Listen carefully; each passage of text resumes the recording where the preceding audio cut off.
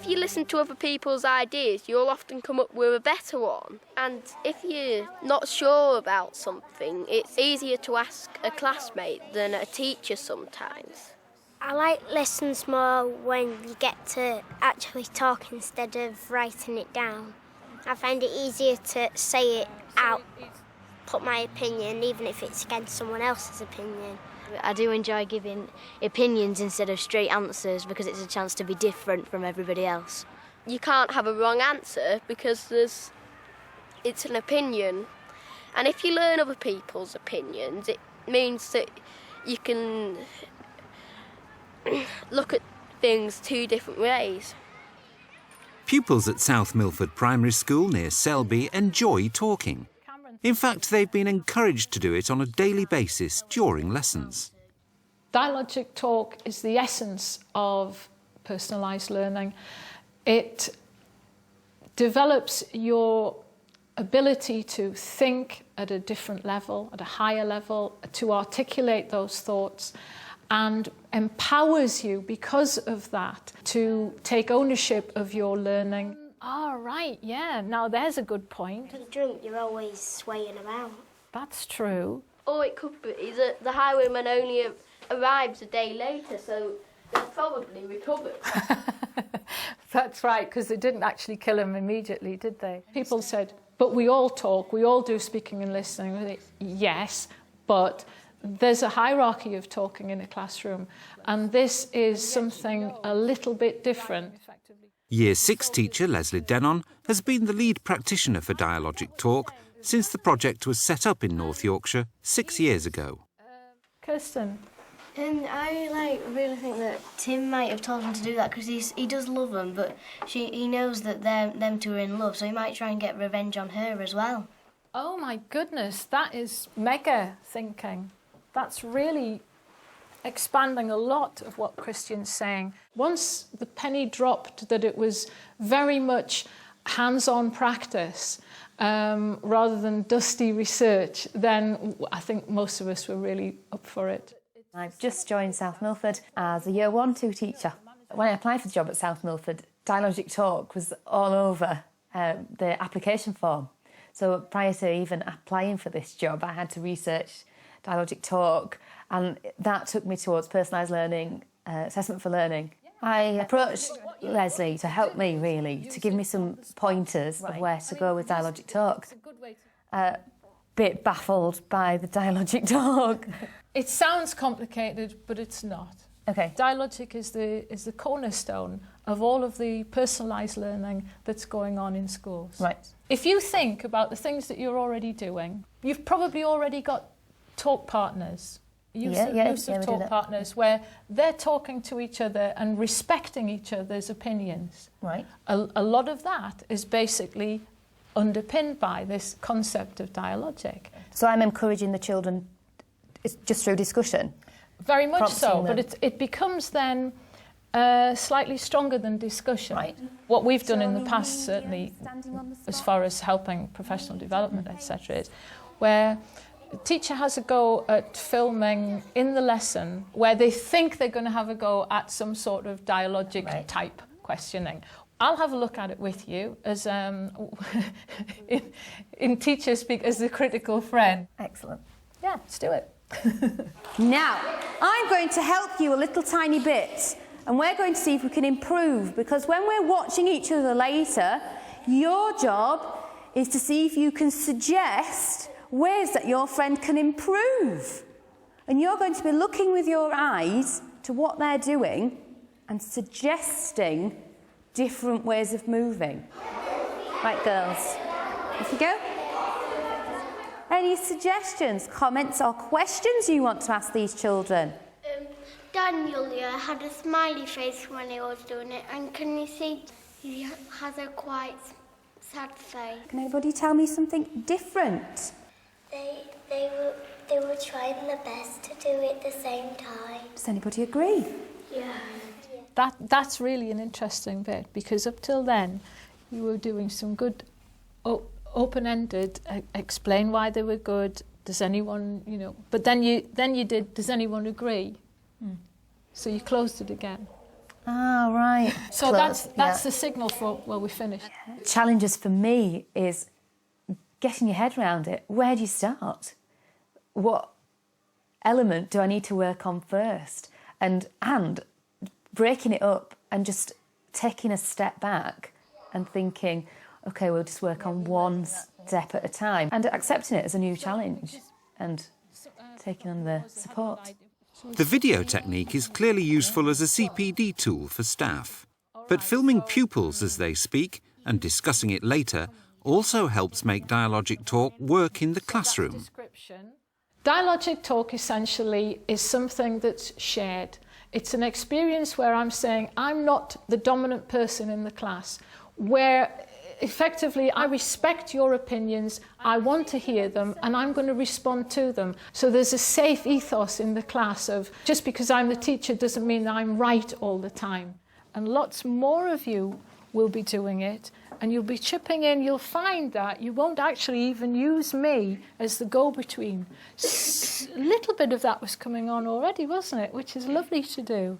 The subject chosen to prompt discussion in today's class is the early 20th century poem The Highwayman by Alfred Noyes. What I want to do now is really get stuck into some more of the highwaymen. Suppose that you could change any part of the narrative before the ending.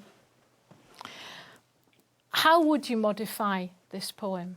Talk to the person next to you to see if you can come up with something, and then I'll get back to you. Maybe if you had, you know where she kills herself? Instead of the highwayman coming back, the highwayman stays where he is, so that King George's men never get to him. That's just one way, that, like Katie said, that is actually one way to get to him. And she's stupid for getting in love with him. So I think that's why. They know that the highwayman needs to know the Beth is there, so he's going to definitely come back to her, to check on her, like, because he promised her that she's got to come, but he's going to come back with the yellow goat before the morning light. Yeah, and he might not know that she's tied up. Right, folks. Now then, Will, what about you and Lydia? What have you come up with? We shouldn't have let Bess die because it wasn't her fault. She just loved the highwayman. So if you don't want Bess to die, how could we have changed things? Kieran? From when Bess is getting gagged, the highwayman could get off his horse and there could be like some ladders up the house, and he climbs up there and he could shoot King George's men and then save Bess. Kirsten? It would be quite good if she got untied somehow, she finally got free and got the gun and killed them herself. Who would she kill? The King George's men. All those soldiers? Yeah. Wow. So she would become not a tragic heroine, but an almost a superwoman. Yeah. Cameron, you had an idea with Jack, did you? We could have it so that instead of Tim the Ostler informing the king and getting him to send his men, we could have him going to try and kill the highwayman himself and getting himself killed. That's a great idea that Cameron and Jack have had. If it's going to be reciprocal with children, it has to be with me too. In fact, more so with me. And I think this is what concerns some teachers, that you might not be in control of the lesson or where the lesson's going, or you might not be in control of what the children are doing. But the truth is, when you're talking to the children, you listen to what they're saying, you actually think of better things. So working on the hoof is quite exciting. I think that they just thought, oh, we'll steal like 1 pint of ale and stuff, and then they've gotten drunk and gone a bit too far, and because they're drunk, they've not realised what they're doing to Bess, and they probably didn't mean to do it that badly. It's just that they probably said, oh, we'll just have 1 pint each, and then because they're slightly drunk, they'll get another. But do you think the drink would have influenced them tying her up in front of the window? Christian, coming back to you. But how would they have got the right target to shoot her if they were drunk? Oh, right, yeah. Now there's a good point, isn't it?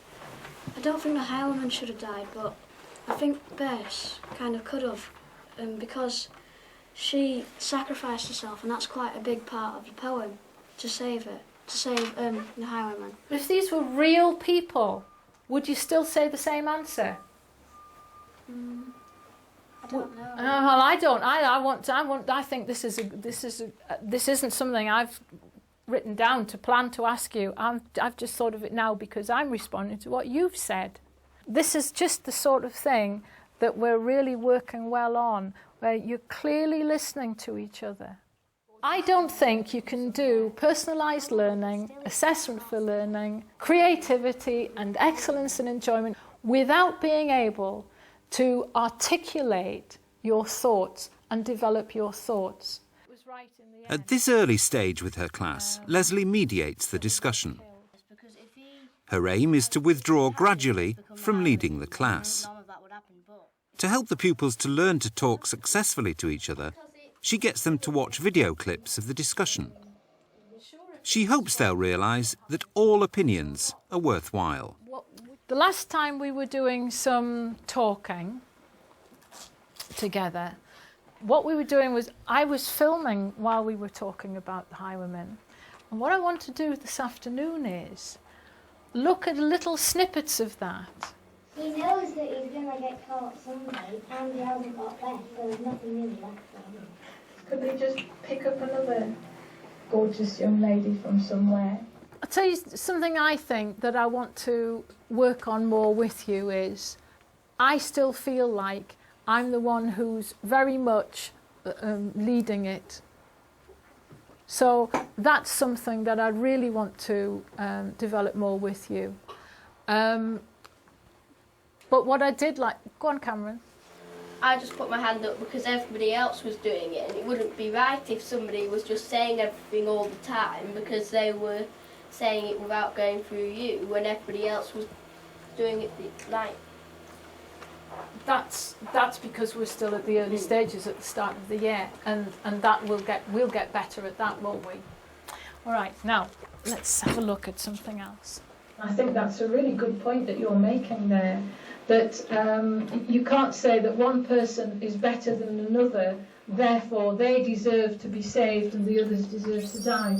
An excellent point. I'm just going to stop it again there. Is that helpful to listen to other people's ideas and opinions like that? What do you think about that? Well, yes, it is, because you can, in a way, you can sort of get to understand people better. Okay, Katie. It's interesting to see what other people think about what you think. Mm-hmm. So it's sort of getting somebody else's opinion on your opinion. I like the way you put that. Getting somebody else's opinion on your opinion is a nice way to say that. To people who are watching and who are thinking, personalised learning? Can't do it. Dialogic talk? What's that? You're doing it already. Just listen to what you're doing, and it really, really opens your eyes to how you can extend how you speak, how you listen, and how you engage the children.